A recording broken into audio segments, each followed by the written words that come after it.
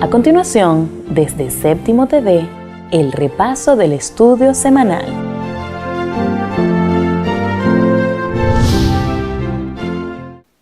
Alguien dijo, mantener mis ojos en Jesús simplemente es quitarlos de mí mismo.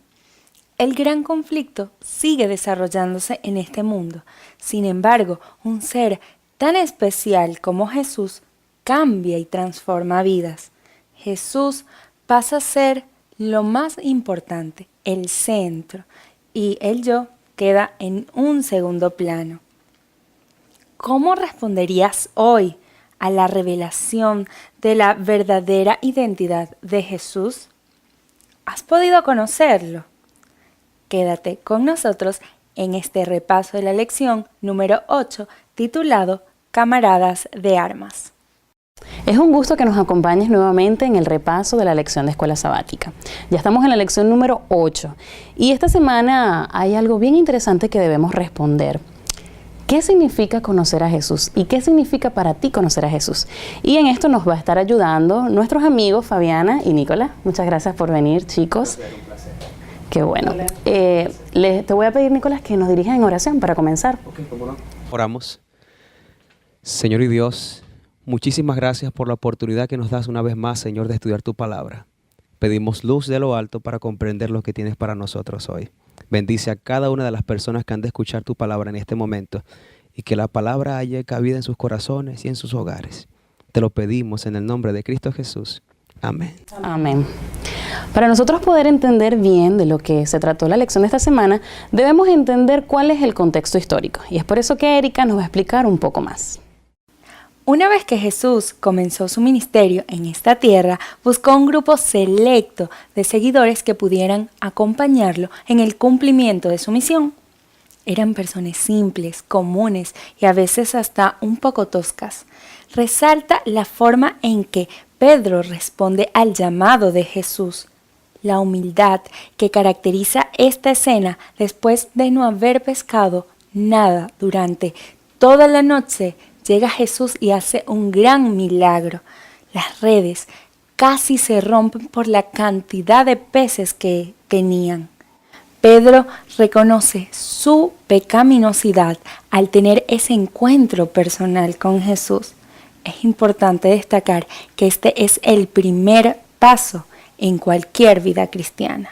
Luego Jesús pasa tiempo con sus discípulos, enseñándolos, realizando milagros de sanación, en la multiplicación de comida, en la liberación de demonios, entre muchos otros milagros más. Este fue un tiempo especial de preparación para los discípulos. Pasar tiempo con Jesús es el segundo paso luego de que lo conocemos. Por otro lado, el hecho de que los discípulos pelearan de cuál sería mayor en el reino denotaba que esperaban un reino terrenal. No habían entendido la misión que tenía Jesús en esta tierra. Su reino no es de este mundo. Algunas veces el egoísmo nos hace ignorar la voz del Salvador. Finalmente, luego que Jesús murió, nadie parece comprender el cumplimiento de la profecía que Él vino a realizar a este mundo. Camino a Emaús, 2 de sus discípulos se encontraron con un ser que al principio no reconocieron que era Jesús. Un ser especial. Jesús mismo fue y les explicó la maravillosa profecía. ¿Has tenido tú en algún momento algún encuentro personal con el Salvador? Vemos que nuevamente Jesús hace un milagro y este milagro es calmar la naturaleza, ¿verdad? Ahora bien, en este punto surgen varias preguntas que nosotros nos podemos hacer y una de esas, Fabiana, es: ¿necesitaban los discípulos entender quién era Jesús? O sea, ¿necesitaban ellos reconocerlo como Dios, como creador, como el que podía mandar sobre la naturaleza? ¿O necesitaban ellos en este punto tener un encuentro personal con Él? ¿Qué opinas tú? Los discípulos ya sabían o tenían una noción de quién era Jesús porque habían escuchado y habían visto sus milagros y ya tenían en mente de que iba a ser el que los iba a salvar del problema o de los problemas que habían allí económicos, políticos en general. Pero ¿qué era lo que Jesús realmente quería o lo que ellos necesitaban tener? Era un encuentro personal con Jesús. O sea, llegar a tener ese encuentro directo. Y es lo que también Dios quiere que tengamos nosotros, un encuentro personal. Porque los discípulos estuvieron 3 años y medio caminando con Jesús, viendo los milagros, pero aún en ese tiempo no sabían, realmente no conocían, no habían tenido ese encuentro íntimo con Jesús. Después que Jesús muere, es que ellos entienden cuál era la misión, tienen ese encuentro.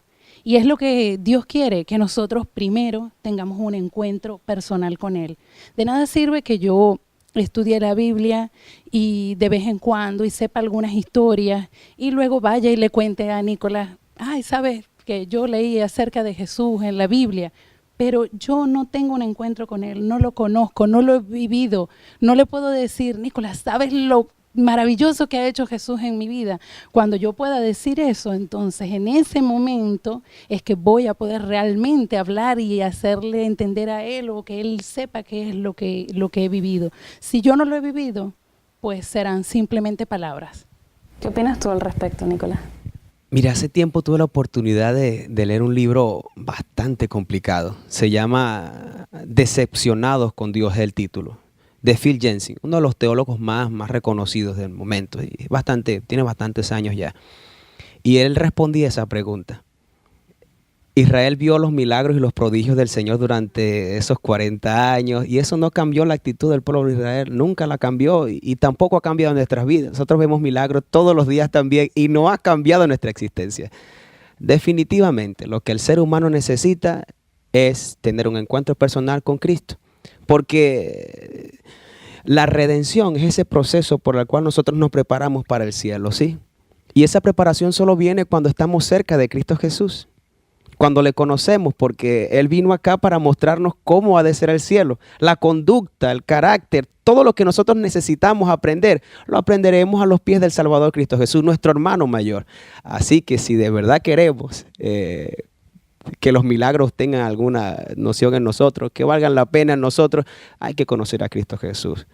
Porque es como el muchacho que el papá sale a trabajar todo el tiempo y le da las cosas y el joven no conoce nada de la vida del padre, no sabe lo mucho que sufre el padre, los sueños que el padre abandonó, no sabe de los sacrificios. El padre solo da y da y da y cuando llega el momento el joven se va porque quiere echar sus alas a volar o porque tú nunca me entendiste, papá, cosas así. Sabemos qué sucede. Así que yo creo firmemente que lo más importante es conocer a Cristo Jesús. Claro, y como hicieron los discípulos, ¿no? Que ellos pasaron tiempo con Jesús y este tiempo fue lo que les permitió a ellos conocer realmente quién era Jesús en sus vidas, ¿no? Porque si nosotros no pasamos tiempo con Jesús, entonces ¿cómo lo conocemos? O ¿cómo respondemos a esa pregunta de quién es Jesús para mí, ¿no? Pero bien, hay otra pregunta también interesante. Vemos que Jesús calma la tormenta, ¿no? Pero entonces nosotros hoy podemos decir, si Jesús calma la tormenta y lo vemos, ¿cómo es que todavía incluso personas que son cristianas, seguidores de Jesús, pueden caer ante desastres naturales o pueden verse afectados ante desastres naturales? ¿Qué puedes tú comentarle a las personas acerca de esto? Uy. Pregunta complicada. Estábamos conversando hace un momento que es comidilla para los ateos, porque ellos siempre se basan en esa cuestión. Y también el escritor habla un poco sobre eso y lo repito. Nosotros los seres humanos tenemos que entender qué significa vivir lejos de Dios. Las consecuencias del pecado no se van a quitar, ellas siempre van a estar. Dios prometió perdonarnos, Dios prometió sacarnos del mundo donde estemos, Dios prometió esas cosas, pero librarnos del mundo y lo que significa todas las consecuencias de las cosas que hacemos, eso sí no. Hay una pregunta inclusive que el folleto lanza allí, hay algo que dice que ¿cómo es posible que Satanás tenga control sobre la naturaleza? Mire, yo creo que quizás no sea directamente el que diga que el sol que se pare, él no puede hacer eso, pero él sí puede hacer que una persona lance desechos al piso y puede hacer y puede manipular a las personas porque el que está en el enemigo se deja llevar por él, para que en vez de ser más cuidadosos con el ambiente, destruyamos el ambiente. Y como es un calculador, conoce el ambiente y conoce todo lo demás, él sabrá que ese accionar que estamos haciendo traerá sus consecuencias. Y si él quiere que se mueran no sé cuántos peces en el mar, solo tiene que hacer que algunas personas allá en una barca de esas se equivoquen por malas decisiones que tomen. Así que ya basta de echarle la culpa a nuestro Señor Jesús por todas las cosas que hacemos. Ya basta. Y yo creo firmemente que si no fuéramos libres, no vendría la culpa. No entenderíamos y no pasaríamos por el proceso de la culpa. Por eso es que existe el libre albedrío y por eso es que existen también las consecuencias. Bueno, y sabemos que de Dios vienen todas las cosas buenas. O sea, Dios es el generoso en darnos las cosas buenas y creó un mundo bueno para nosotros. Las cosas malas simplemente son consecuencia del pecado y del autor del pecado. En el momento en que estaba Jesús con sus discípulos en la barca, vemos que Jesús dormía tranquilamente, porque eso no es algo que a él le preocupe, ni es algo que él produjo. Pero lo más importante no es eso, lo más importante es que él tiene el poder para detener eso. Eso es lo más importante. Que aunque surjan las tormentas, las tempestades, aunque caigamos en desgracias, aunque nos pase algo muy malo, Dios tiene el poder para cambiar eso. Dios tiene el poder para sacarnos de ese problema. Dios tiene el poder para resolver nuestra situación económica. Dios tiene el poder para sanar, si es su voluntad. Entonces lo más importante es eso, que reconozcamos que Él es el que tiene el poder para todas las cosas buenas y que está dispuesto a dárnoslas. Que Dios tiene el control. Que Dios tiene el control. Así es. Sí, porque finalmente nos damos cuenta de esto, que el enemigo podrá hacer muchas cosas, pero la palabra de Dios siempre se cumple. Entonces eso también nos puede llenar a nosotros de esa esperanza que necesitamos. Si hoy en día tú estás enfrentando alguna dificultad, alguna tormenta, pues entonces acude a Jesús, que aunque parece que está muy tranquilo, muy dormido, está dispuesto a ayudarte. Y bien, Erika nos va a comentar un poco acerca de una discusión que surgió entre los discípulos por quién sería el mayor en el reino. Coméntanos, Erika. En Marcos 9, 35 al 37 dice: Jesús se sentó y llamó a los 12 discípulos y dijo: quien quiera ser el primero debe tomar el último lugar y ser el sirviente de todos los demás. Entonces puso un niño pequeño en medio de ellos y tomándolo en sus brazos les dijo: todo el que recibe de mí parte a un niño pequeño como este que me recibe a mí, y todo el que me recibe no solo me recibe a mí, sino también a mi Padre, quien me envió. Los discípulos en ese momento se encontraban discutiendo de quién sería el mayor en el reino de los cielos. No habían comprendido que Jesús no vino a ser rey de esta tierra. Después de todo el tiempo que ellos pasaron con Jesús, aún no entendían el verdadero significado de la vida de Jesús en esta tierra. Jesús aprovechó ese momento y les enseñó que el verdadero ministerio que Él venía a cumplir era el ministerio del servicio. Al parecer, los discípulos aún no entendían exactamente cuál era la misión de Jesús en este mundo, ¿no? Y puede que eso nos esté ocurriendo a alguno de nosotros. Pero bien, si después de que nosotros vemos que Jesús pasa con ellos más de 3 años enseñándoles, viendo los milagros que Jesús estaba haciendo, ¿no? Y Jesús cada tanto les iba como que dando esa perla espiritual que ellos necesitaban para su crecimiento. Y nosotros vemos que ellos no entendían todavía qué era lo que Jesús iba a hacer, porque ellos estaban esperando un rey que los librara del dominio romano. No estaban esperando a un liberador espiritual, no estaban esperando quizás otro reino. Entonces, ¿cómo nosotros podemos estar seguros de que nosotros estamos entendiendo hoy en día cuál es la misión de Jesús en nuestra vida y en lo que está ocurriendo cuando tal vez tengamos menos tiempo que ellos o no hemos compartido, digamos, al lado exactamente de Jesús como compartieron los discípulos? ¿Qué opinan ustedes? Bueno, ellos tenían una ventaja y era que caminaban con Jesús, pero nosotros tenemos más ventajas que ellos. Claro, porque ya vimos lo que ellos hicieron, los errores. Y uno de los errores era que estaban pendientes de lo que iba a ocurrir en ese momento. Es decir, ellos querían que Jesús los libertara de la opresión romana y que resolviera su situación en ese momento. Y tal vez nosotros caemos en ese error. Estamos esperando que Dios resuelva nuestros problemas en cada uno de los países en el que vivimos, que resuelva los problemas económicos, que resuelva los problemas políticos. Pero Jesús no vino a eso. Esa no era la misión. Y ellos en esos 3 años y medio que estuvieron con Jesús, estaban esperando algo que no era lo que Jesús les iba a dar. Ahora, si tenemos ese conocimiento, entonces nosotros tenemos que decir, bueno, ¿a qué vino Jesús? Y una vez que sepamos que lo que Él quiere hacer es profundo en mi vida, me quiere transformar, me quiere preparar para algo mejor, y que si yo busco primero todas esas cosas, todas las otras que yo necesito me las va a dar, entonces tengo una ganancia sobre los discípulos. O sea, debo preocuparme por buscar el reino de Dios. Y todo lo demás que necesite, pues va a venir por añadidura. ¿Cómo nosotros, Nicolás, podemos comprender realmente cuál es la misión de Jesús para nuestra vida? Mira, como predicador y por haber nacido en la iglesia adventista de hace mucho tiempo, te digo que esto es sumamente complejo. Porque cuando uno le dice a las personas, mira, este mundo no es tu mundo, tu casa no es tu casa está allá arriba. Tú llegas todos los días a la misma cama por la cual trabajaste, a la casa a la cual has dedicado tanto tiempo y esfuerzo terreno aquí. Y decirte que cuando llegas allí y veas el techo, tu casa, tu esposa, tu esposo, esto no es el real, esto es ficticio. Como dice Pablo también, que lo que vemos es la mentira, el mundo espiritual es lo real. Ahí se nos enreda la vida como cristianos, se nos enreda completamente. Y como lo que estábamos conversando ahorita en el espacio, que bueno, tenemos otra situación. Estamos viviendo aquí, tenemos que comer, tenemos que trabajar, tenemos que hacer tantas cosas que si no las hacemos, ¿cómo hacemos? Entonces imagínense, tengo que salir corriendo de acá a hacer la cola. Y la cola, y después la cola, la otra cola. Y la cola, todo es una cola. El enemigo sabe muy bien qué hacer con nosotros, ¿sí? Él sabe que mientras más nos ocupen las cosas del mundo, más tiempo nos va a restar con Cristo Jesús. Por eso le digo que es una lucha diaria. El grande conflicto es mucho más de lo que nosotros podamos imaginarnos. Muchas veces nosotros nos escapamos al grande conflicto.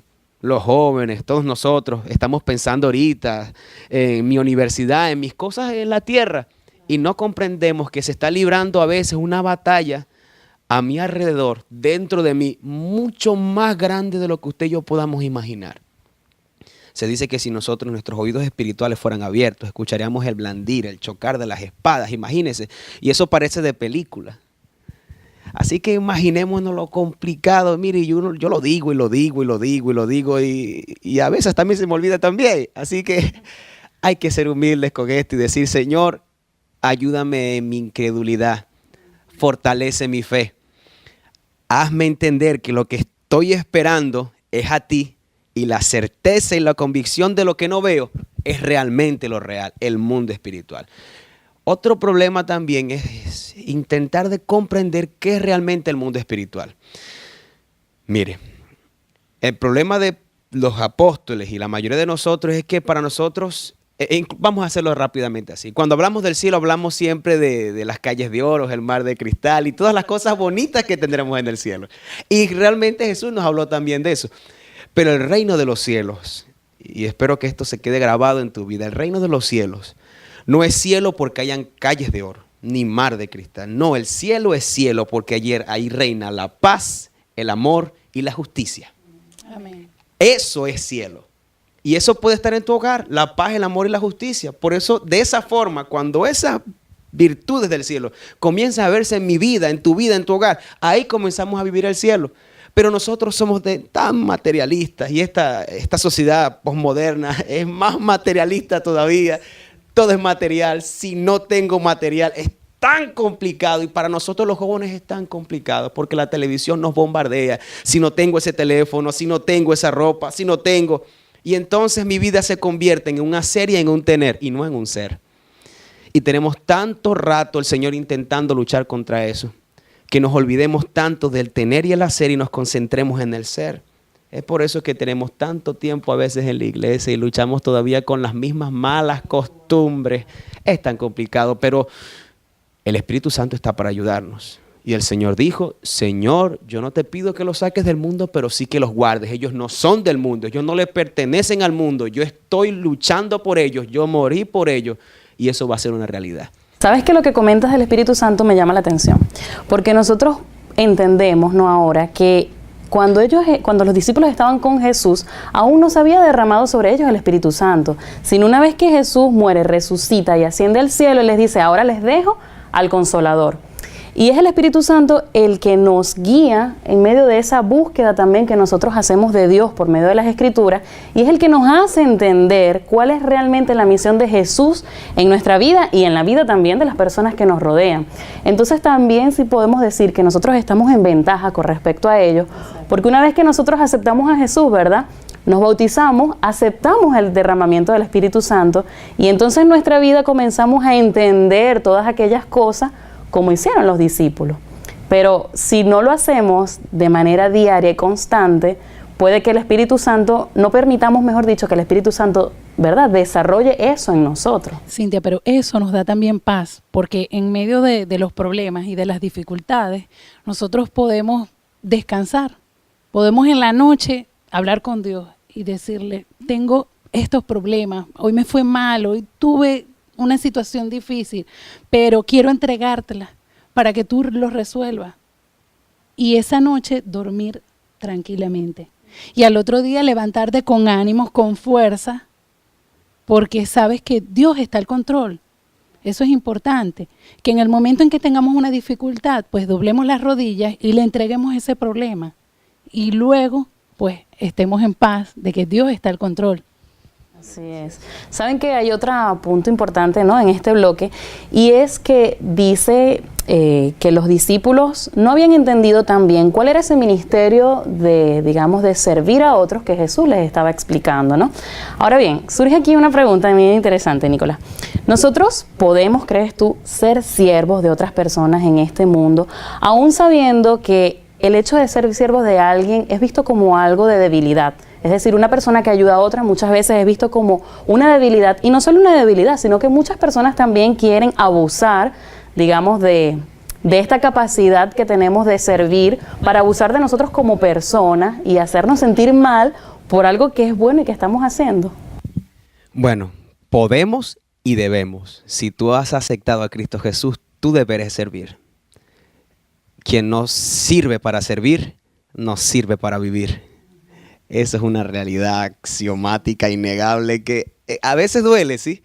Y más porque nosotros siempre decimos, yo puedo ser bueno, pero no tonto. Sea tonto también, sea tonto. Jesucristo lo fue. Él fue llevado como cordero al matadero y enmudeció su boca, no dijo nada y sufrió lo que tenía que sufrir. Nos duele servir, pero déjeme decirle una cosa que aprendí en estos días. Lo leí de un hombre que no es cristiano, es sorprendente cómo él halló eso, pero el Señor sabe cómo mandarnos los mensajes.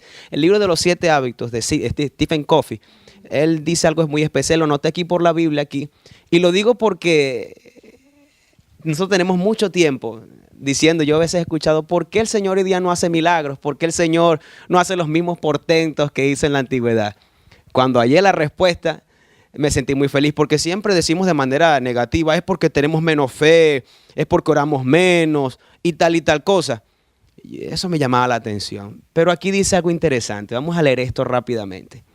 La confianza es la forma más elevada de la motivación humana. Saca a la luz lo mejor de la gente, pero requiere tiempo y paciencia y no excluye la necesidad de adiestrar y desarrollar a las personas para que su competencia pueda elevarse al nivel de esa confianza. ¿Qué quiere decir todo esto? Dios nos dio una misión. Hijitos míos, así como yo lo hice, ejemplos os doy, ustedes también vayan y háganlo. Allí comienza la transformación. Las personas, los jóvenes que trabajan en la misión, son muy diferentes a los jóvenes que se quedan sentados. ¿Eso no es verdad? Lo podemos ver, los jóvenes que se mantienen trabajando con los ministerios de la iglesia, que están trabajando activamente, su madurez, su vida en la iglesia es muy diferente del que no.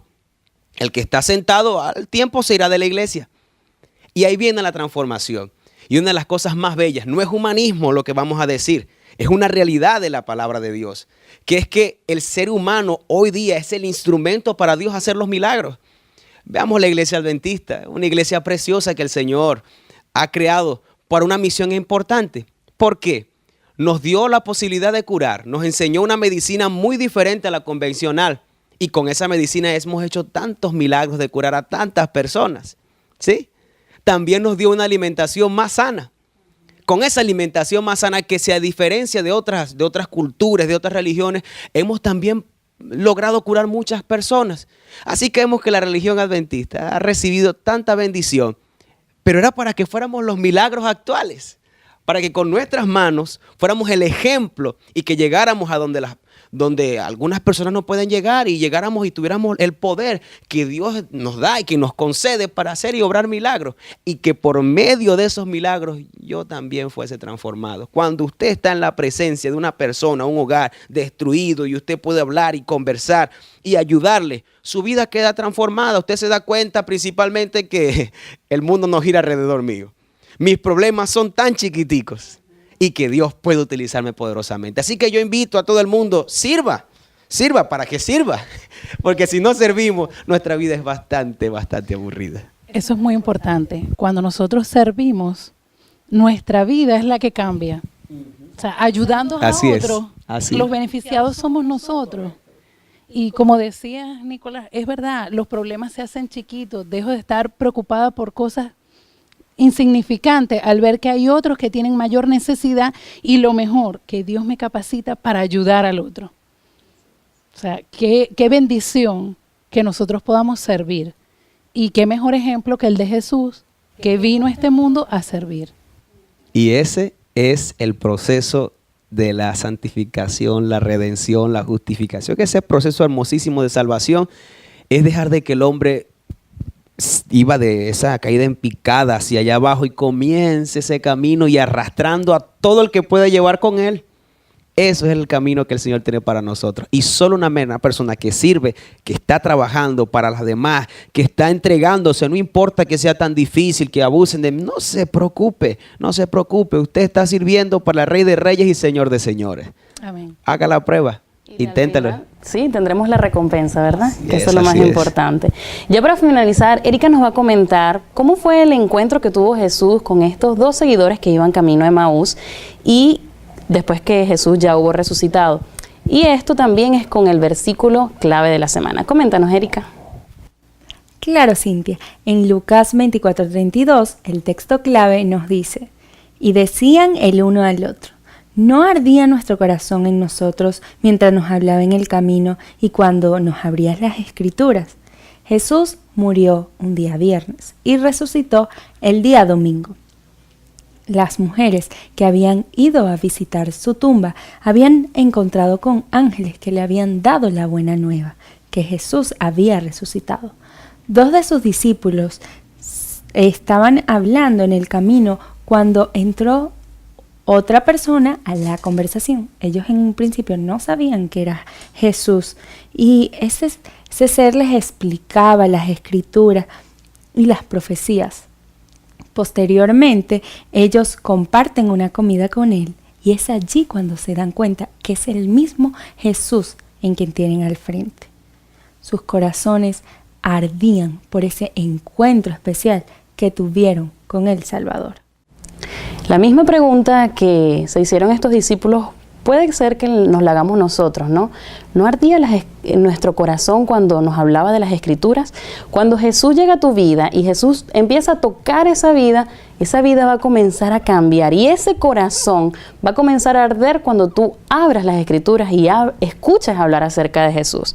¿Qué significa, Nicolás, que nuestro corazón arda cuando escuchamos de las Escrituras? Mire, eso se ve mucho. Yo he visto tanto a mis hermanos evangélicos, ¿verdad?, que son tan especiales. Por lo menos he podido ver algunos que antes eran ladrones, tanta cosa mala.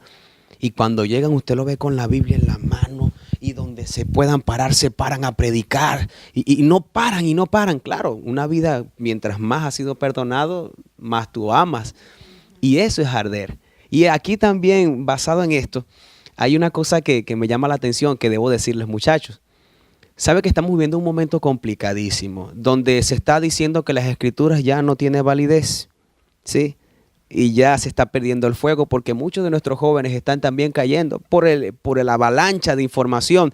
Dice la Escritura que la ciencia aumentará y la gente correrá de aquí para allá. pero debo decirte esto. Juan, capítulo 5, versículo 46 dice esto. Porque si creyeras a Moisés, me creerías también a mí, porque de mí escribió él. Pero si no creen a sus escritos, ¿cómo creerán a mis palabras? Aquí está. Una de las cosas que está siendo más acusada en este momento es el libro del Génesis. Se está diciendo que es fábula, que todo el Pentateuco era una cosa para los judíos y que el Génesis, la historia de la creación, es solamente un cuento. Pero aquí está diciendo Jesús mismo que si no le crees a Moisés, si no crees lo que escribió allá en Génesis, si no crees lo que escribió en Éxodo, en Levítico, no crees todas esas cosas, ¿cómo vas a creer en mí? Está el enemigo atacando fuertemente las Escrituras. Pero no hay una manera, no hay otra forma. La única forma de encender tu vida con el poder del cielo es comiendo la palabra de Dios y en comunión y en constante oración. Así que no hay otro camino. Si no puedes creer a Moisés, a toda la Escritura, a los profetas, a toda la Escritura, primero no va a haber fuego del Espíritu Santo.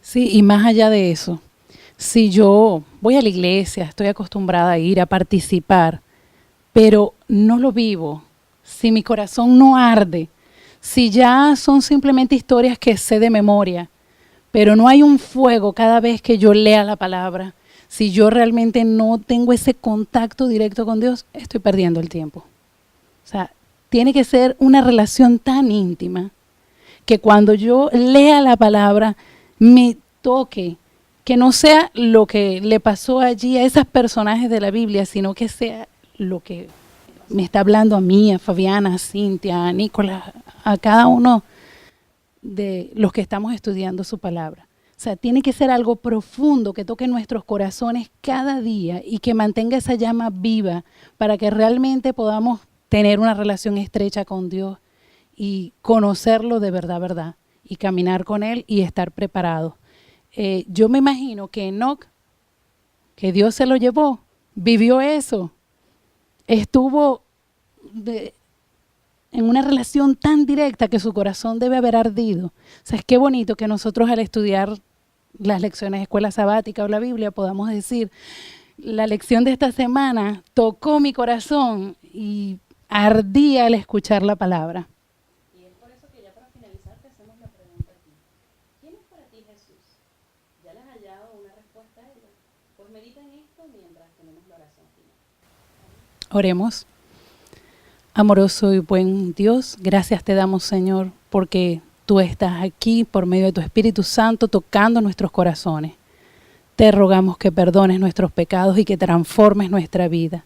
Ayúdanos a prepararnos para que podamos estar pronto contigo en el reino de los cielos.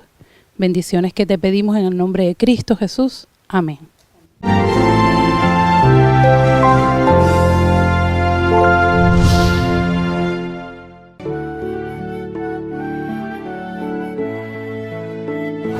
Sigue disfrutando de la programación de Séptimo TV, la señal de Dios.